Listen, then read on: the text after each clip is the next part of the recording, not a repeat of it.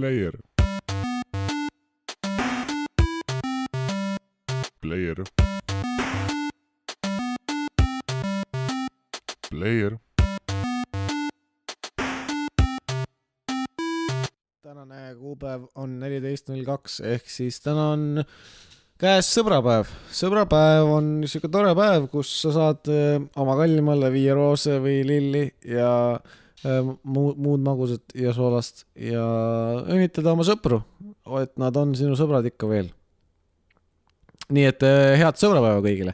Kuid see ei ole see, millest ma täna rääkida tahaksin. Täna on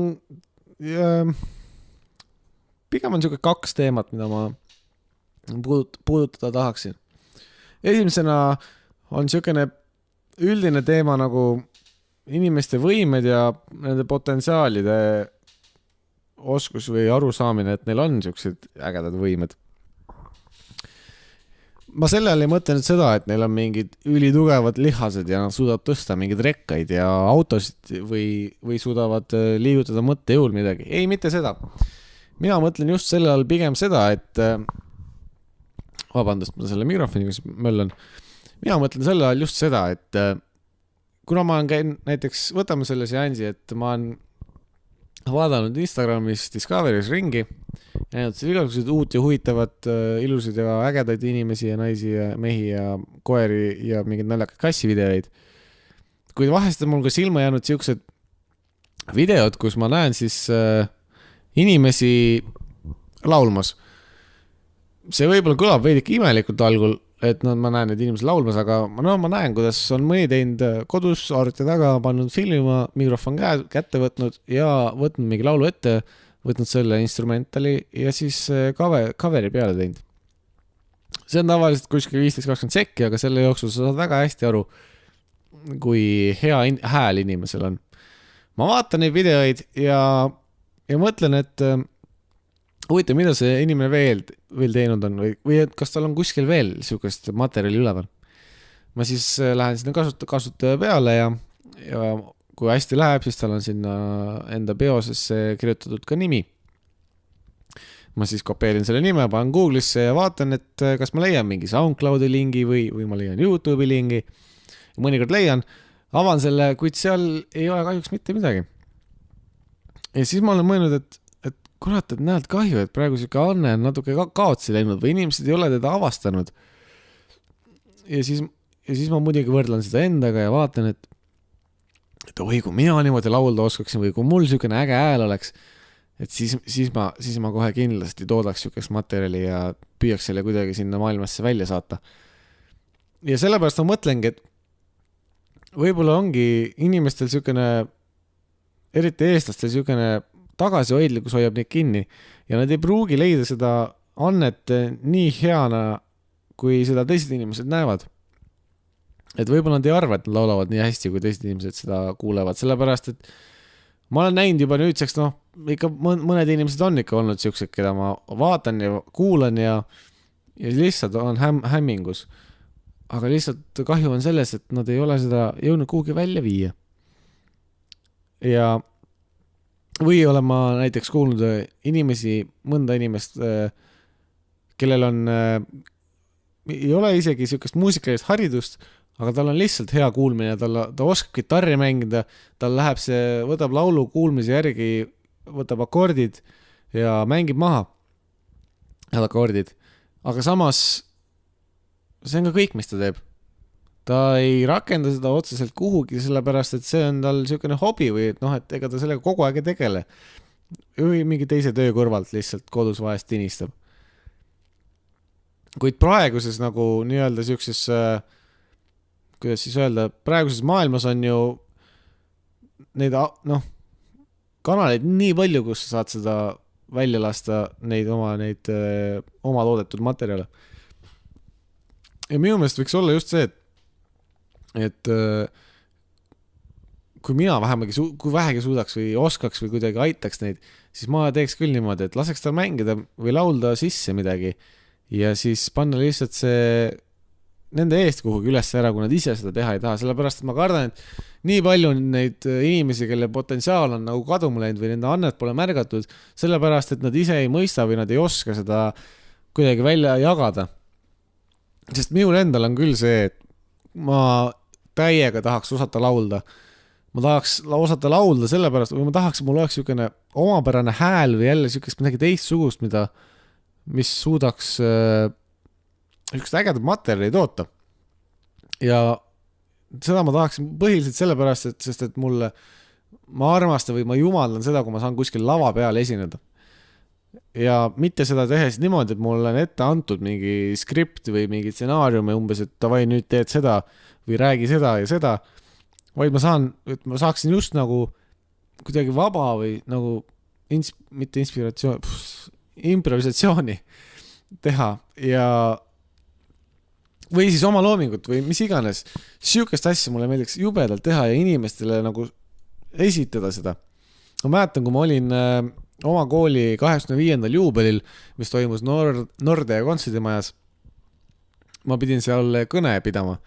Ma olen kõnesid pidanud eelnevalt ka aktustel, igasugustel riigi või vabariigi aastapäeva aktustel ja nii edasi. Aga see Nordea kontserdimaja aktus oli kõvasti teistsugusem. Nimelt just sellepärast, et muidu on ju meil kooliaktustel koolirahvas ehk siis mingi 100-200 inimest. Aga Nordea kontserdimajas oli kooli juubel, kuhu oli kutsutud ka kõik vilistased, õpetajad ja nii edasi. Ning sinna kogunes rahvast 1500. No umbjärk mingi pluss miinus 20. Ja ütleme nii, et kui sa sinna Nordea lava peale läksid, siis kuna sul on prožektorid näos, siis ega sa seda 1500 inimest ei näinud. Noh, tundub ju lihtne niimoodi, et näed seda rahva või nagu sina seda rahva hulka ei näe, ongi lihtsam esineda. Näedki ainult esimest paari ridaselt. Aga mul kuskil tagakuklas tiksus ikka ju see, et nemad ju näevad mind. Ja see inimeste hulk, kes mind näeb, on umbes 1500. Ja kuna see kõne oli mul mõeldud või välja kirjutatud niimoodi, et see rääkis koolist ja siis selle kooli perest ja nii edasi, ning sinna sisse oli toodud ka nalju õpetajatest. Ning mis veel hullem saab olla siuksele noorele esinejale nagu mina, kui ta peab kõnet, ta teeb selle nalja mingi õpetaja kohta ja saalis on vaikus või paar itsitust tuleb. Ma ei kujuta ette, see oleks jube. Aga õnneks mul päris nii ei läinud, et õnneks mul oli see, et need naljad osad alguses kui ma alustasin seda kõnet, siis ma jalg ikka tudises all korralikult. Aga pärast, kui ma juba jõudsin sinna naljade poole, siis ma mäletan üks nalja oli eriti minu vene keele õpetaja kohta, kes ma seda nalja ise ei mäleta, aga ma mäletan, et kui ma selle ära rääkisin, siis päris, no ütleme nii, et pool saalist sai väga hästi aru, millest nali oli ning naerdi isegi mitte nagu vaikselt, aga juba isegi päris kõvasti. See andis jällegi mulle enesekindlust juurde ja tänu sellele ma siis suutsin ka selle kõne rahulikult ja ilusasti lõpetada.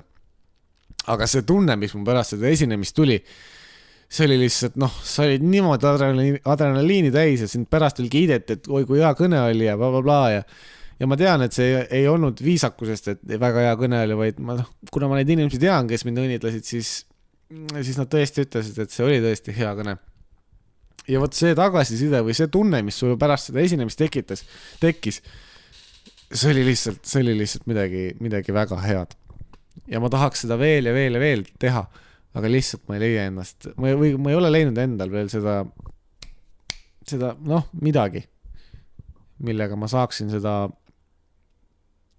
ka teha. Selles mõttes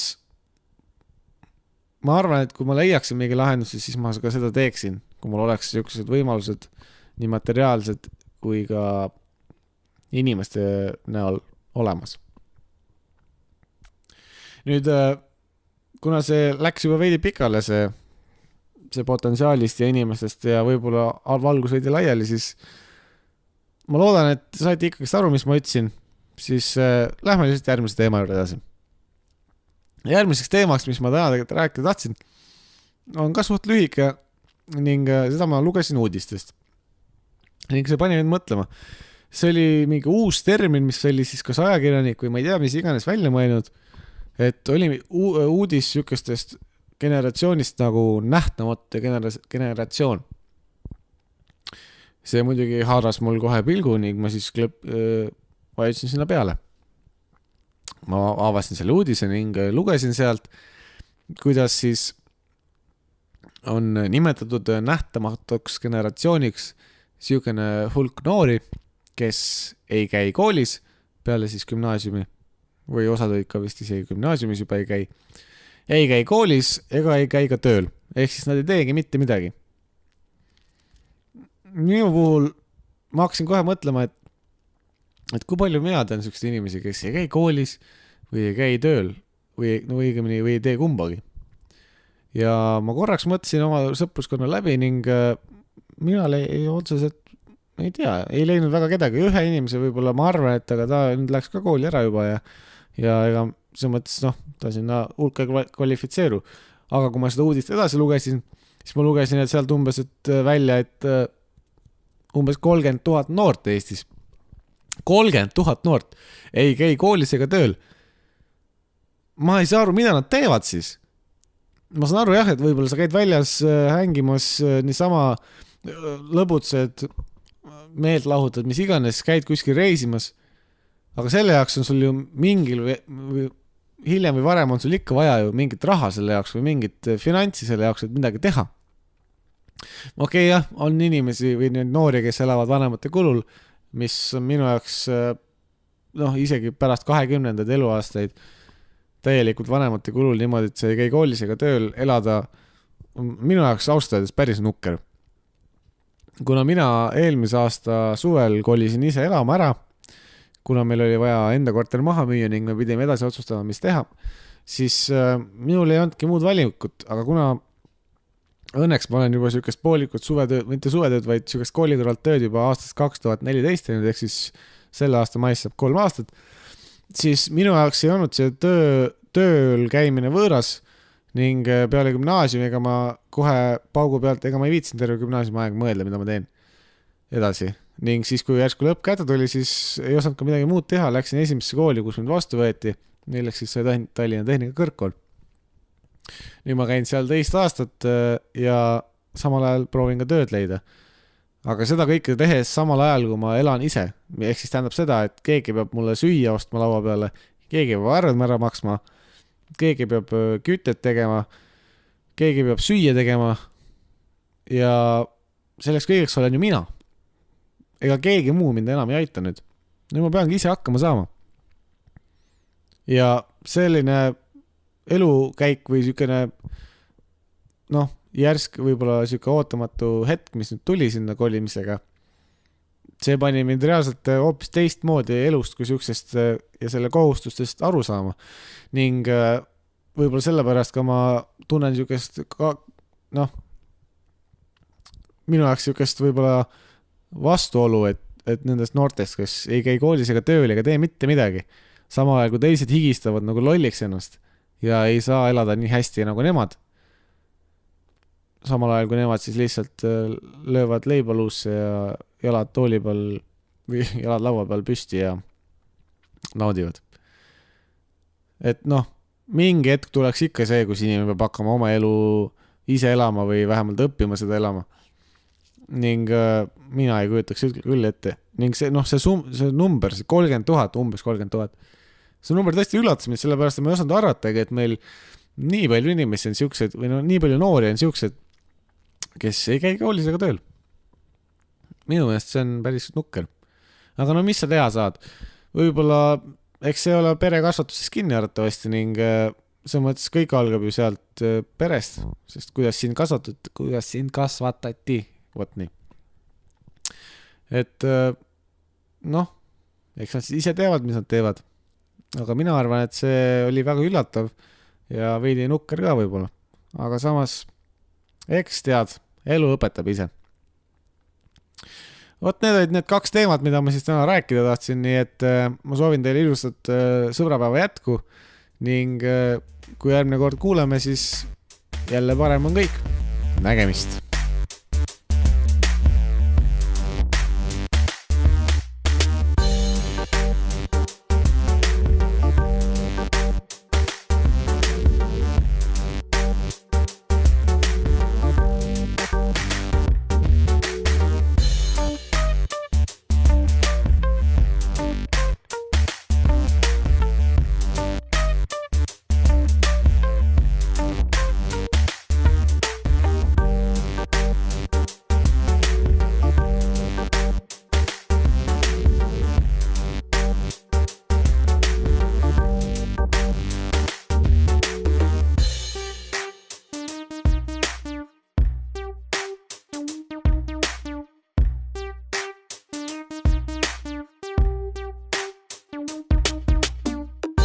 Thank you.